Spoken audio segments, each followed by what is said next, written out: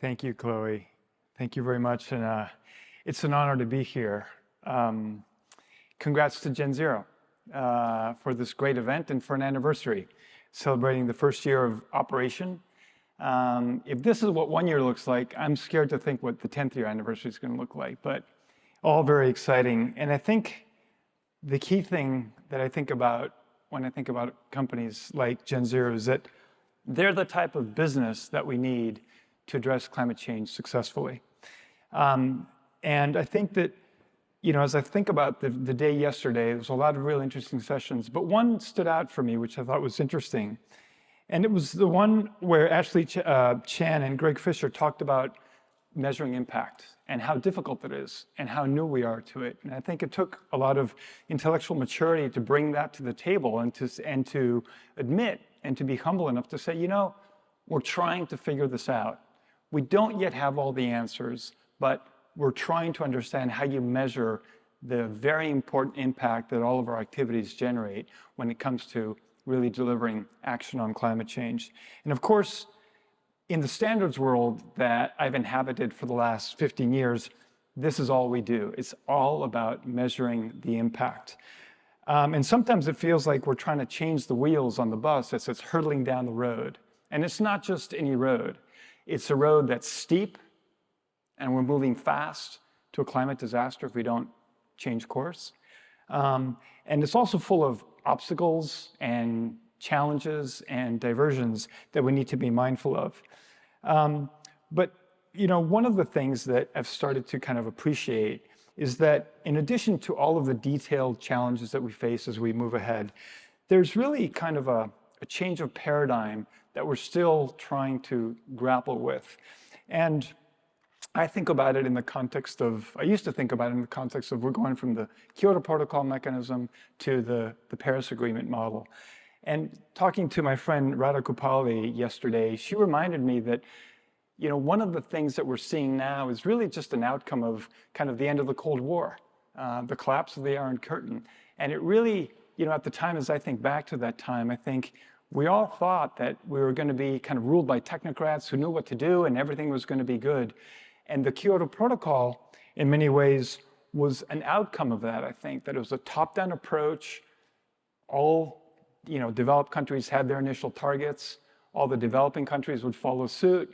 The rules would be clear, and everything we'd know what to do. But of course, that was, you know, that didn't quite work out that way, and things changed. And for many years, you know, a lot of us operating in what's now the voluntary carbon market, we really floundered. And you know, really kind of living on the scraps and the leftovers of the CDM as it wound down, understanding how that really worked. And really, there's two versions of what that looked like, right? The more grandiose version is that we had a crystal ball, and we were all visionaries, and we knew where this was going. And the more realistic and perhaps more sobering assessment of it is that we are all sitting there, you know, very scared, thinking we'd made spectacularly dumb professional choices that were going to lead to, you know, career-ending. These were career-ending choices. But beyond that, I think that what we saw in the voluntary carbon market was really a sense of imposter syndrome. Like, we weren't supposed to be here. Like, the world was supposed to have rules, and in a perfect world where we have ever-knowing governments and efficient systems, the voluntary market doesn't exist. And that's true. But of course, the reality is very different. And it's a lot messier than what we thought it might have been. And so I remember the early days of the voluntary market when there was the obligatory session on voluntary carbon markets, and it took place at the end of every carbon conference. And there were 3, maybe 4 people in the audience. And the people who were organizing the conference would be stacking the chairs, sweeping the floor under our feet, and, you know, bidding us goodbye before we could, you know, finish our sentences. But a few things happened that I think have led us to this moment. And the first one, of course, was the Paris Agreement, which really fundamentally shifted the paradigm, and we no longer were going to depend on someone coming from on high and reading us the rule book and saying, this is how it's going to work, and here are all the rules, what you got to do, and everything's going to be good. In fact, quite the opposite happened. What the Paris Agreement required us to do is go back and think about what it is that each one of us can do to make this world a better place, and how can we each contribute to solving this huge existential problem, which is climate change. And so it's a very different model, right? A very different model, and I think we're still adjusting to it, but I'm starting to see signs that it's working. And the second thing that happened kind of on the back of the end of the Kyoto Protocol timing was that in the voluntary market, we were blessed with working with a number of leading companies and developers, and I see some of them here, that kind of kept the faith and helped us continue to work and develop the set of rules that we ended up implementing.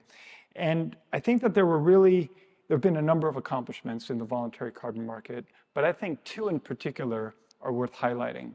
The first one relates to natural climate solutions. I think that through carbon markets, we've been able to bring a new tool to conserve and restore our natural ecosystems. And that's an incredibly powerful lesson. I just came from the signing ceremony where GenZero and AJ Climate Solutions signed an agreement to develop a landscape restoration project in Ghana, which could be the first landscape type project coming from Ghana as part of Article 6. And to think about how far we've come in respect of how we're bringing new finance to these kinds of activities is just incredibly inspiring. And I think it's one of the real contributions that the volunteer market has been able to bring.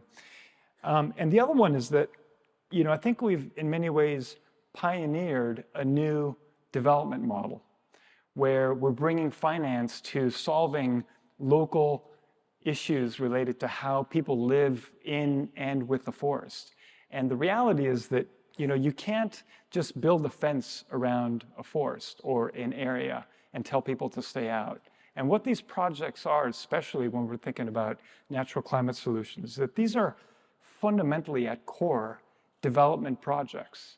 And the unique thing about carbon finance is that it provides not only an additional source of tool, it provides a stable source of financing that lasts over time.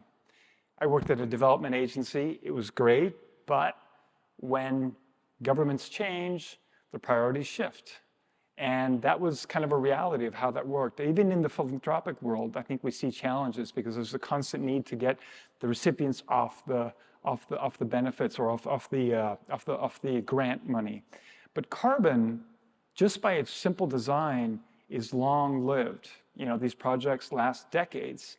And I think that that's really one of the key drivers for why I think carbon has such a powerful impact on development, but on natural climate solutions. I think it can give that security to really fundamentally alter and improve and change the underlying economic drivers that have been established over decades, generations, and even centuries. And to counter that, you need patient capital to really change the dynamics. So if we think about those benefits or those accomplishments of the carbon markets in helping to transform things, there is one asset class in the carbon market world that we don't talk about much anymore, but because it's soon going to be in the rearview mirror. But I think it's worth mentioning because it's good to illustrate what it brings to the table and what I'm trying to really convey today.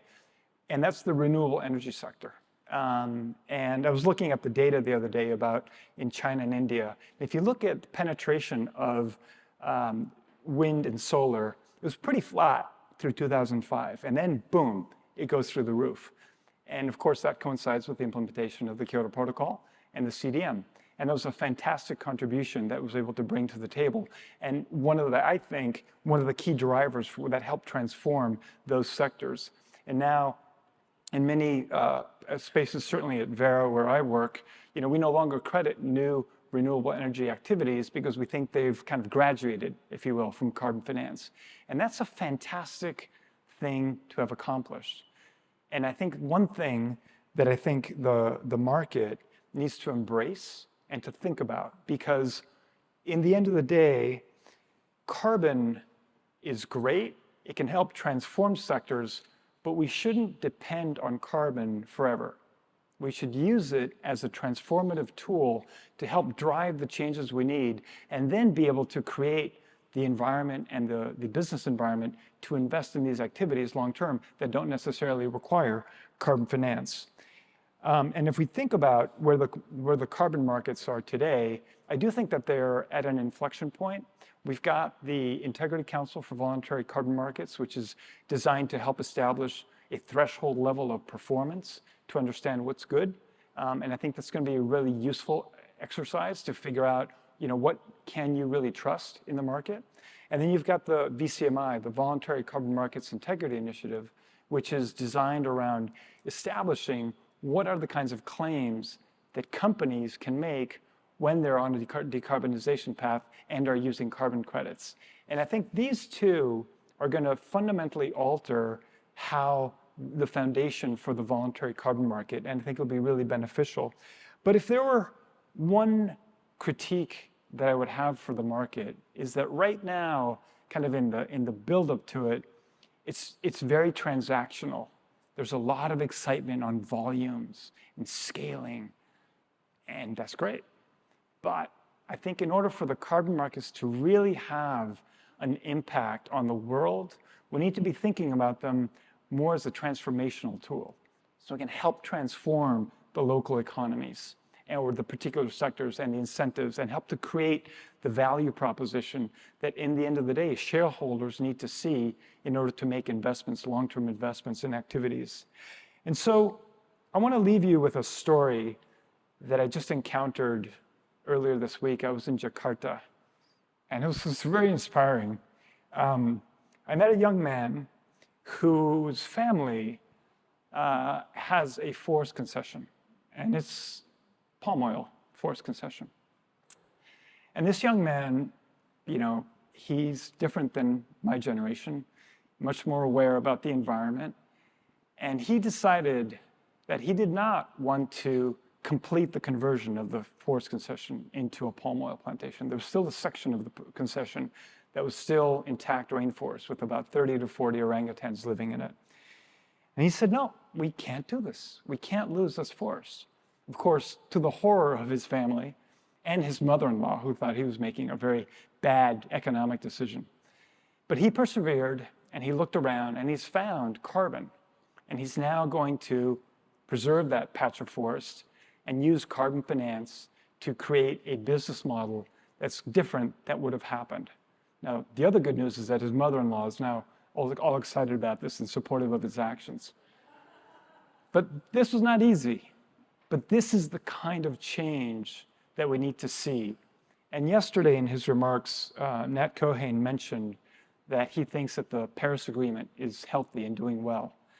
And I take examples like the MOU that I just witnessed, or my conversation with this young Indonesian man, to be really good examples of the fact that, yes, we are creating an ecosystem of activities that are helping to drive the kinds of investments and the kinds of activities that we need to do to address climate change. Now, of course, this bottom-up approach can be messy, and we need to learn as we go, and we need to embrace changes, and we need to adopt best sciences, best practices, and the latest scientific evidence. But as long as we're clear about that, we can actually get there. And I'm confident that in the end of the day, the constituent parts of it will make up for a greater whole. And that's ultimately what we're trying to get to. So in many ways, the Paris Agreement is working. I would agree with that.